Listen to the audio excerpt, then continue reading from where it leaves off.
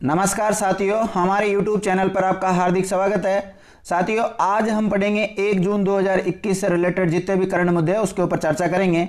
तो जो आज का जो पहला फैक्ट है इसके ऊपर चर्चा करते हैं। तो देखिए दोस्तों, हाल ही में राष्ट्रीय सांख्यिकी कार्यालय के अनुसार वित्तीय वर्ष 2020-21 में भारत की जीडीपी पिछले 4 दशक में यानी कि लगभग 40 साल में सबसे बड़ी गिरावट के साथ -7.3% रही। कितनी रही है? -7.3% रही है। तो अभी हाल ही में ये आंकड़े जारी किसके द्वारा किए गए?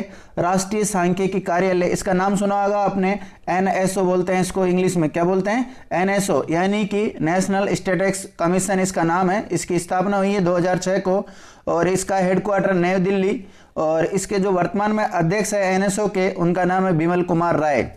अब देखिए दोस्तों, ऐसा 40 वर्षों में लगभग पहली बार हुआ जो इतनी माइनस में चली गई है, -7.3% चली गई है। इससे पहले भी 1979 से 80 के जो वित्तीय वर्ष था उसमें जीडीपी दर्ज की गई थी -5.2%। ठीक है, अब देखते हैं नेक्स्ट फैक्ट क्या है।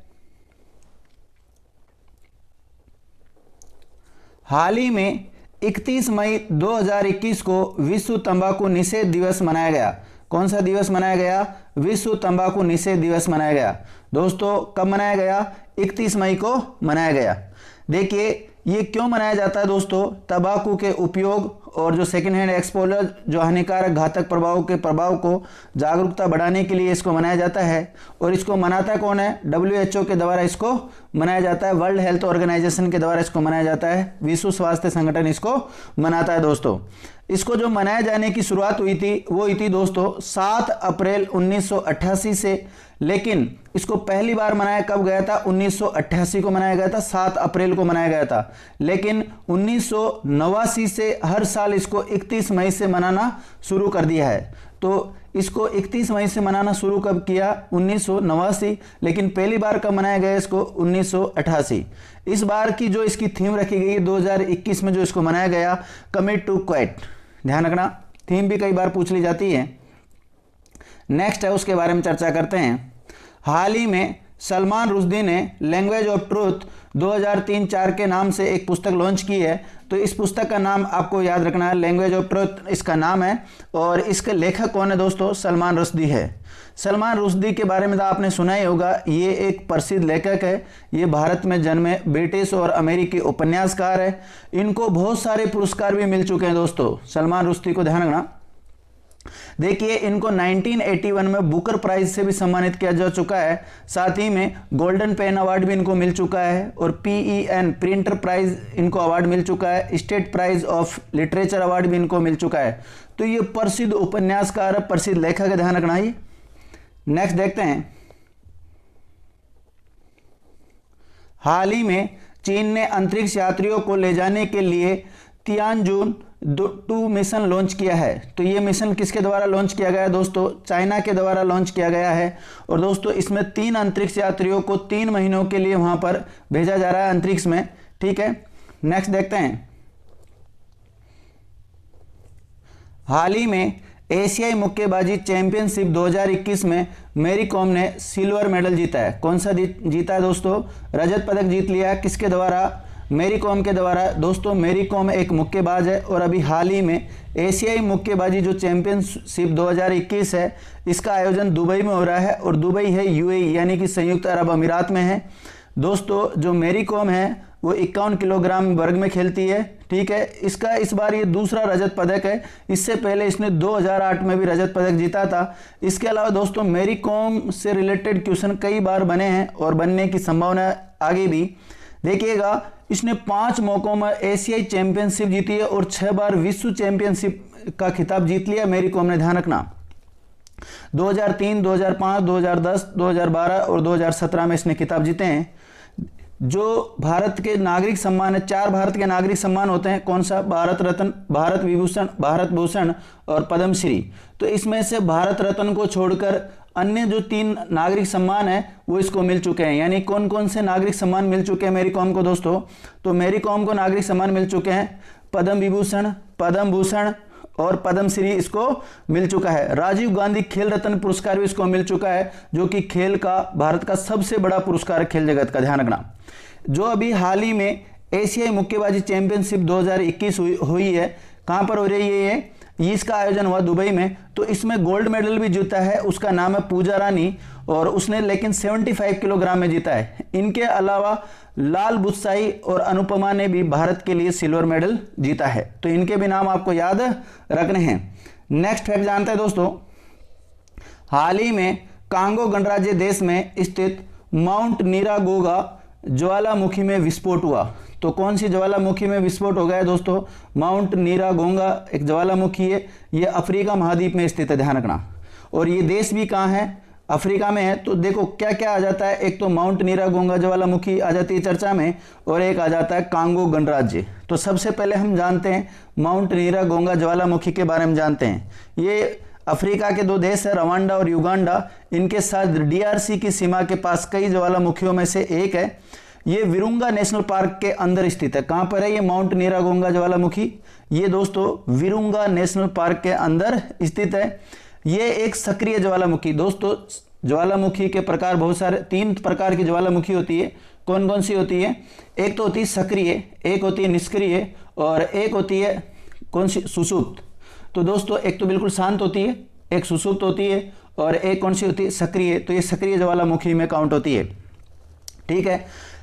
इसका जो आखिरी विस्फोट हुआ था दोस्तों माउंट नीरागोगा का, ये 2002 में हुआ था। उस समय लगभग 250 लोग इसमें मारे गए थे, और वापस इसमें अभी हाल ही में विस्फोट हो चुका है, काफ़ी लोगों को विस्थापित किया गया है, ठीक है। इसके अलावा अफ्रीका का एक और ज्वालामुखी है, उसका नाम है न्यामुरागिरा। ये तो है माउंट नीरागोगा ज्वालामुखी। इसके अलावा एक और ज्वालामुखी अफ्रीका महाद्वीप की, उसका नाम क्या है? न्यामुरागिरा ज्वाला है। देखिए दोस्तों ज्वालामुखी में क्या होता है, लावा निकलता है, आपको पता है। और अफ्रीका के जो इतिहास में है, ये दोनों ज्वालामुखी लगभग 40% विस्फोट हुए हैं इनमें अब तक, ठीक है। जितने भी ज्वालामुखी उनमें सबसे ज़्यादा इन दोनों में होते हैं। अब कांगो गणराज्य देश चर्चा में आया तो इसके बारे में और जान लेते हैं। ये अफ्रीका महाद्वीप में स्थित एक देश है। ध्यान रखना इसकी जो राजधानी है वो ब्राज़ाविले है, और यहाँ पे जो मुद्रा चलती है वो चलती है कंगोली फ्रैंक, और यहाँ के जो राष्ट्रपति वर्तमान में उनका नाम है डेनिस सासाओ नुसो, ठीक है। नेक्स्ट फैक्ट जानते हैं दोस्तों, हाल ही में जोंग होंग माउंट एवरेस्ट फतेह करने वाले नेत्रहीन एशियाई बन गए। पहले नेत्रहीन एशियाई कौन बन गए दोस्तों? जोंग होंग बन गए। इन्होंने माउंट एवरेस्ट की चढ़ाई को फतेह कर लिया है। दोस्तों ये जो रहने वाले हैं जोंग होंग, ये चीन के रहने वाले हैं, और ये दुनिया के 3रे नंबर के बन चुके हैं, ध्यान रखना। एशिया के तो कौन से बन गए? पहले एशिया महाद्वीप के तो पहले, लेकिन अगर विश्व लेवल की बात करें कि विश्व लेवल में इनका कौन सा स्थान है, तो इनका स्थान है 3रा। कौन सा है? 3रा स्थान। अब माउंट एवरेस्ट चर्चा में आया तो इसके बारे में भी थोड़ा बहुत जान लेते हैं। देखिए दोस्तों दुनिया की जो सबसे ऊंची चोटी है उसका नाम क्या है? Mount Everest. क्या नाम है? Mount Everest. और इसकी जो ऊंचाई है 8,848.86 मीटर इसकी ऊंचाई है। और नेपाल में माउंट एवरेस्ट को सागरमाथा के नाम से भी जाना जाता है। अभी थोड़े दिन पहले ही तसान इन हंग दुनिया की सबसे तेज माउंट एवरेस्ट फतेह करने वाली महिला बनी थी, जिसने 25 घंटे और 50 मिनट में माउंट एवरेस्ट की चढ़ाई चढ़ ली थी। नेक्स्ट जानते हैं दोस्तों, देखिएगा दोस्तों हाल ही में प्रसिद्ध गायक बीजे थॉमस का निधन हो गया। किसका निधन हो गया दोस्तों? बीजे थॉमस एक गायक कलाकार थे, इनका निधन हो गया। बहुत प्रसिद्ध थे।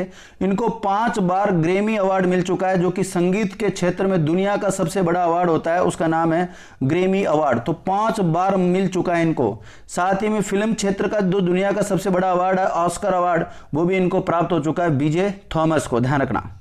तो ये अमेरिका के निवासी थे। कहाँ के रहने वाले थे? ये अमेरिका के रहने वाले थे, प्रसिद्ध सिंगर थे, ध्यान रखना ही। नेक्स्ट जानते हैं, हाल ही में इफ्को ने दुनिया में पहली बार नैनो लिक्विड यूरिया तैयार किया। दोस्तों जहां 1 बोरी इसका यूरिया का हुआ करता था, अब आधा लीटर जो लिक्विड यूरिया है उससे काम चल जाएगा किसानों का, ठीक है। तो ये एक नैनो लिक्विड यूरिया की बोतल किसानों के लिए काफ़ी फायदेमंद होगी। अब इसको तैयार किसने किया? इफ्को ने। तो आपके माइंड में आ रहा होगा ये इफ्को है क्या? सबसे पहले इसका पूरा नाम जानते हैं। इफ्को का पूरा नाम होता है दोस्तों Indian farmers fertilisers cooperative limited.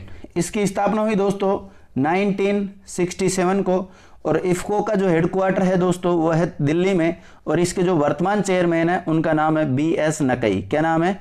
BS नकई नाम है। नेक्स्ट जानते हैं दोस्तों, हाल ही में CBSE बोर्ड ने युवा योद्धाओं आंदोलन शुरू किया है। तो युवा योद्धा आंदोलन शुरू किसके द्वारा किया गया? CBSE बोर्ड के द्वारा किया गया। दोस्तों ये आंदोलन वैसे मूलतः रूप से तो यूनिसेफ के द्वारा चलाया जा रहा है, लेकिन इसको अभी हाल ही में CBSE बोर्ड ने युवा एवं खेल मंत्रालय व केंद्रीय स्वास्थ्य मंत्रालय के साथ मिलकर यंग वॉरियर अभियान की शुरुआत की है। ध्यान रखना क्यों, इसको उद्देश्य क्या है? इसको आंदोलन को शुरुआत करने का इसका एक ही उद्देश्य है, कोविड-19 के खिलाफ लड़ाई और सुरक्षा जागरूकता के लिए इसको चलाया गया है, इसलिए इसके साथ हो गए हैं। अब CBSE चर्चा में आए तो CBSE के बारे में कई बार पूछ लिया जाता है, CBSE का पूरा नाम क्या होता है? तो दोस्तों CBSE का पूरा नाम आप कमेंट्स करके बता दीजिए, कमेंट्स बॉक्स में चेक करूंगा मैं। तो CBSE का पूरा नाम होता है central board of secondary education. इसकी स्थापना हुई थी 1962 को। आपसे पूछा जाए CBSE की स्थापना कब हुई, तो 1962 को हुई, और इसका जो मुख्यालय है वो नई दिल्ली में है, और CBSE के जो वर्तमान में अध्यक्ष है उनका नाम है मनोज आहूजा। दोस्तों ये थी आज को लेकर हमारी करंट जीके। आपको कैसी लगी? अच्छी लगी है तो लाइक कर दीजिए, शेयर कर दीजिए, और इस वीडियो को अधिक से अधिक लोगों के साथ शेयर कीजिए। थैंक यू मित्रों।